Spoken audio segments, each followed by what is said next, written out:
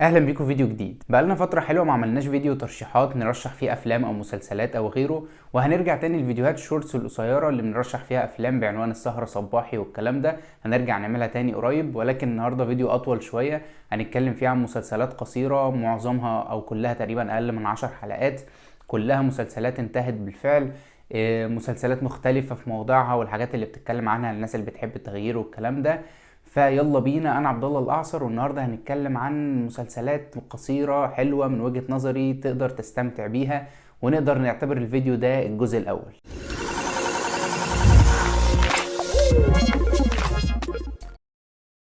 حبيت ان القائمه بتاعتنا يكون فيها مسلسل مصري من باب التنوع، وبرضه من باب ان هو مسلسل حلو ممكن تستمتع بيه وتقضي معاه وقت جميل. وهو هنعتبره رقم 5 معانا في القائمة. هو مسلسل في كل أسبوع يوم جمعة. المسلسل ده ساعة ما نزل كانت بداية تعرفنا على إنتاج مسلسلات قصيرة من شاهد أو منصات تانية بنفس طريقة نتفليكس، اللي هو مسلسل قصير من 8 حلقات أو 10 حلقات وينتهي وبينزل على منصة الستريمينج مش على التلفزيون. فدي كانت البداية يعتبر في 2020 تقريبا، ومن بعدها نزلت مسلسلات كتير جدا بالصيغة دي أو بالكيفية دي. انا معظم الحاجات اللي نزلت ما اتفرجتش عليها، ولكن انا اتفرجت على في كل اسبوع يوم جمعة وقت ما نزل، والمسلسل عجبني جدا. صحيح هو مش افضل مسلسل قصير ممكن تتفرج عليه في حياتك يعني، لكنه مسلسل مصري حلو وفيه شوية اثارة وتشويق وكلام من ده يستحق ان انت تقضي فيه وقت. وكمان فيه تمثيل حلو جدا من منة شلبي، وتمثيل فوق الرائع من آسر ياسين في شخصية جديدة، شخصية حد عنده حالة ذهنية تخليه شخص غير طبيعي، في شخصيه جديده اول مره نشوف آسر ياسين فيها. وكمان المسلسل قصته حلوه والاثاره فيه تشدك وتخليك متحمس للقصه لغايه لما نوصل للنهايه، اللي في بعض الناس ما عجبتهمش النهايه وفي بعض الناس كانوا تمام معاها. انا بالنسبه لي كانت تمام حلوه. يمكن من الحاجات اللي ما حبيتهاش في المسلسل اللي هو احمد خالد صالح والجزء بتاعه او الدور بتاعه، ولكن كانت ما تعتبرش حاجه تضايق قوي. المسلسل على بعضه حلو هتتسلى بيه، مسلسل مصري لذيذ فيه مقومات كتير تخلينا نرشحه. مسلسل رقم 4 معانا هو المسلسل المشهور جدا واللي عمل قلق كبير جدا وقت ما نزل، واللي تقييمه على IMDb عالي لحد النهارده في افضل 250 مسلسل عبر التاريخ بتقييم الجمهور، وهو مسلسل تشيرنوبل. مسلسل تشيرنوبل زي ما هو واضح من اسمه بيتكلم عن حادثة تشيرنوبل والخطأ اللي حصل في المفاعل النووي اللي كان يخص الاتحاد السوفيتي وقتها في الثمانينات، وازاي الخطأ ده حصل وأثر ازاي على الناس اللي كانت عايشة في المنطقة كلها، وبيوضح اثر الاشعاع النووي والانفجار اللي حصل بطريقه حلوه جدا. وما بي يعني ما بيخافش ان هو يوضح اثر الجلد اللي سايح والتشوهات والناس اللي حياتها اتدمرت وكلام من ده. كان بيوضح كل ده بطريقه صريحه جدا. في ناس تحملت على الموضوع ده وقالت ان عشان امريكا هي اللي عامله المسلسل فطبيعي تطلع الاتحاد السوفيتي كل حاجه كان بيعملها غلط وحتى الاختيارات اللي بياخدها غلط وكلام من ده، ولكن انا مش شايف كده الصراحه. انا شايف ان هي كانت حادثه فعلا كبيره والمسلسل صورها بشكل حلو جدا. كمان على نهايه المسلسل يعتبر شرح كيفيه عمل المفاعل النووي وازاي بيشتغل وازاي الحادثه دي حصلت بطريقه المفروض ان هي فيزيائيه معقده جدا، ولكن تم شرحها في المسلسل بطريقه سلسه جدا بحيث ان انت كمشاهد عادي ما عندكش فكره اصلا عن الفيزياء النوويه ولا اي حاجه من الكلام ده تفهم ايه اللي حصل بكل بساطه. وبرده تنبيه صغير ان المسلسل ده برده مش لكل الناس، هو مسلسل رتمه هادي شويه قد يكون ممل بالنسبه للبعض، ولكن انا شخصيا حبيته جدا.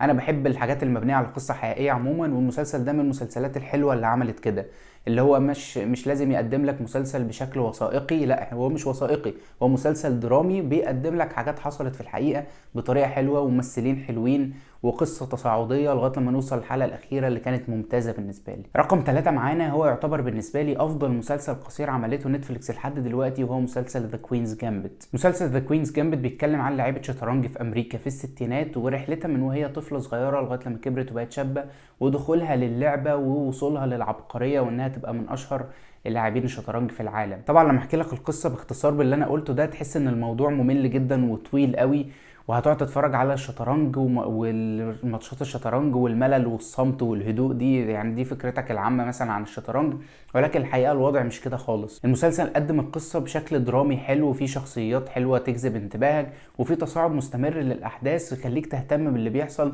مش مجرد لعبه ومكسب وخساره وبس. انا بحب النقطه دي بالذات، ان المسلسل اللي بيتكلم عن رياضه معينه او نشاط معين مش بيبقى بيتكلم طول الوقت عن الرياضة دي واللي بيحصل جواها، لا بيعمل شخصيات وبيعمل دراما حوالين الموضوع تخليك تهتم. وده اللي كنت بقوله في مراجعة مسلسل تيد لاسو، ان هو بيتكلم عن الكورة بس في نفس الوقت الكلام عن اللي بيحصل جوه الملعب مش كتير، لكن في حاجات حوالين الموضوع هي اللي بتخليك متحمس فعلا اللي بيحصل ومهتم الابطال بتوعنا. واللي هتتفاجئ منه زي كده مع مسلسل ذا كوينز جامبت ان ماتشات الشطرنج طلعت مش مملة ولا حاجة، الموضوع حماسي جدا.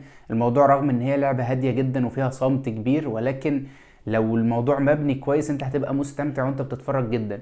ولو انت بتحب الشطرنج اصلا او بتحبه شويه صغيرين حتى هتستمتع اكتر بالمسلسل. وبرضه لو ما عندكش اي معلومات عن اللعبه هتستمتع وهتعرف حاجات جديده. والمسلسل مش مبني على قصه حقيقيه بالكامل، ولكنه بيحاكي قصه حقيقيه او كذا قصه حقيقيه كمان للاعبين شطرنج كبار ورحلتهم في الوصول للعالميه. المسلسل مكون من 7 حلقات موجود بالكامل على نتفليكس، لازم تتفرج عليه. رقم 2 معانا هو مسلسل شفته مؤخرا واندهشت بيه جدا، واندهشت ان انا كنت مشدود ليه لحد ما خلصته خالص، وهو مسلسل ترو ديتكتيف، ولكن بتكلم عن الموسم الاول بس. مسلسل ترو ديتكتيف اصلا نزل منه 3 مواسم لحد دلوقتي، كل موسم 10 حلقات ولكن ملهمش اي علاقه ببعض. كل 10 حلقات فيهم بيحكوا قصه معينه بابطال معينين في اطار التحقيق والجرائم وجرائم القتل والكلام ده وشرطه ومجرم والكلام ده، ولكن كل موسم بيتكلم عن قصه وابطال مختلفين عن التاني. انا ما شفتش الموسم التاني والتالت، شفت الموسم الاول بس وعجبني جدا جدا. والمسلسل زي ما بقول كده القصه بتاعته مش مختلفه او فيها شيء من الابتكار الفظيع، يعني هي بتتكلم عن قاتل متسلسل وسلسله من الجرائم بتظهر في مكان معين، واتنين محققين شغالين سوا على اكتشاف المجرم اللي ورا الجرائم دي. والاتنين المحققين دول بقى اللي بيقوم بدورهم هم وودي هارلسون وماثيو ماكونهي، والاتنين كانوا انجح والمع من بعض في المسلسل ده، وكانوا بيعلوا بعض وبيسندوا بعض جدا ان هم يظهروا قدموا اداء تمثيلي فوق الرائع.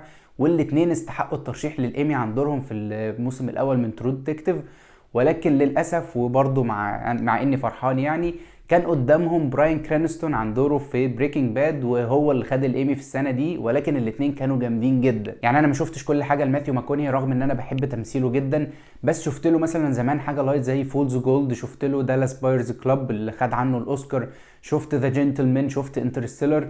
ومن كل الاعمال اللي انا شفتها لماثيو ماكونهي اكتر اداء تمثيلي حبيته ليه واكتر دور عجبني هو عمله هو دوره في ترو ديتكتيف الموسم الاول. فمسلسل ترو ديتكتيف الموسم الاول حلو جدا للناس اللي بتحب التحقيق والجرايم والجو ده من الغموض والكلام ده، ولكن تنبيه المسلسل للكبار فقط، فيه عنف كتير، فيه دم، فيه مشاهد فيها عنف ودم وتشويه وكلام من ده، في مشاهد خارجه برضو مش كتير ولكن موجوده، فلازم ننبه قبل ما نرشح حاجه للناس. ونيجي الاول مسلسل بتاعنا والاخير في الخمسه اللي جايين نرشحهم النهارده، واللي اتكلمت عنه قبل كده برضو ولكن كان لازم احطه في الليسته بتاعتنا، هو مسلسل دي اوفر. مسلسل دي اوفر بكل اختصار بيحكي عن قصه صناعه فيلم ذا جاد فاذر الجزء الاول، وجايبين ممثلين يقوموا بادوار الناس الحقيقيه اللي هم لسه عايشين لغايه دلوقتي.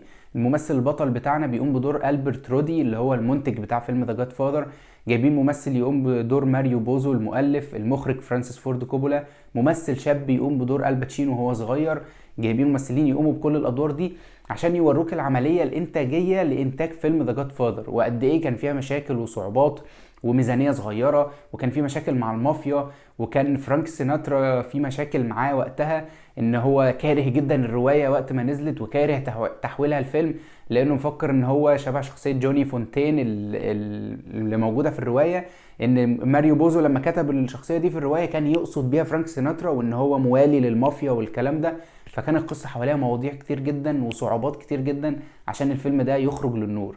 الفيلم حلو جدا للناس اللي بتحب السينما، لصناعة السينما، ازاي الفيلم بيتعمل، دور كل واحد في المكان اللي بنصور فيه او في عملية البرودكشن كاملة، الفرق ما بين شركة الانتاج والمنتج نفسه، كل ده بيبان في المسلسل. والمسلسل مكون من 10 حلقات كلهم حلقات حلوة لذيذة بتعدي ورا بعضها كده، وصدقني الموضوع مش ممل، الموضوع مش وثائقي ومش هنقعد نوريك الكاميرا بتيجي من الحتة الفلانية ونعلمك ازاي فيلم ذا جاد فاذر اتعمل تقنيا، لا هو بيوريك الحدوته حوالين الموضوع بحوار درامي وشخصيات لذيذه وتمثيل حلو جدا خصوصا من البطل بتاعنا. فلو انت شخص بتحب السينما لازم تتفرج على المسلسل دي اوفر، وبعد ما تتفرج عليه صدقني هيحببك اكتر في فيلم ذا جاد فاذر، ولما ترجع تتفرج عليه بعدها نظرتك ليه هتتغير تماما وهيزيد تقديرك لحاجات كتير هتشوفها في الفيلم ده وهتاخد بالك من حاجات اكتر. دلوقتي بعد ما خلصنا الليسته بتاعتنا وقلنا كل حاجه متعلقه بيها، في مسلسلين بس عايز اتكلم عنهم على السريع، كان المفروض بشكل ما يكونوا في القائمه معانا ولكن لاسباب معينه هم مش موجودين فيها.